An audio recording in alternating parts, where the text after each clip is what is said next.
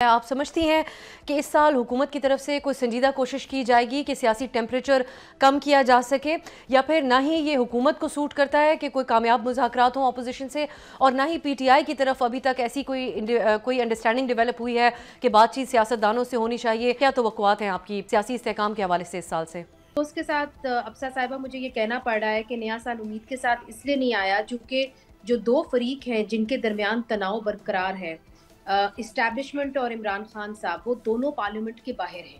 اور اس وقت جو سیاسی صورتحال ہے اس کے اندر سیاسی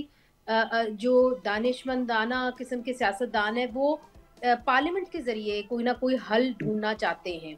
اور یہ بھی مانا جاتا ہے کہ یہ بہتر ہوگا کہ پارلیمنٹ کے اندر سے ہی معاملات حل کیے جائیں۔ مگر اس وقت جو اختیارات ہیں ہاں یا نہ کہنے کا اپوزیشن کی سائڈ سے، وہ عمران خان صاحب کے پاس ہیں، اور اسٹیبلشمنٹ جو ہے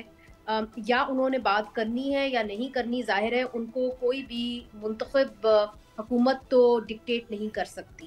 تو وہ ان کے اوپر ہے کہ وہ بات کرنا چاہتے ہیں کہ نہیں کرنا چاہتے۔ فی الحال ایسا نہیں لگ رہا کہ وہ بات کرنا چاہتے ہیں خان صاحب سے، اس لیے میں سمجھتی ہوں تناؤ برقرار رہے گا at least for the foreseeable future unless something big gives way, and unfortunately مجھے یہ اس طرف معاملات جاتے ہوئے نظر آ رہے ہیں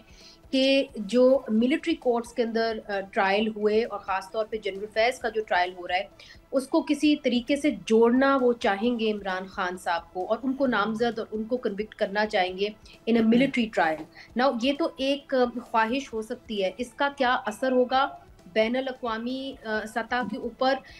کیا جو انٹرنیشنل پاورز ہیں اس کو قبول کریں گی؟ I think that's a very big question mark. Subscribe کریں اور بیل دبائیں تاکہ کوئی خبر رہ نہ جائے۔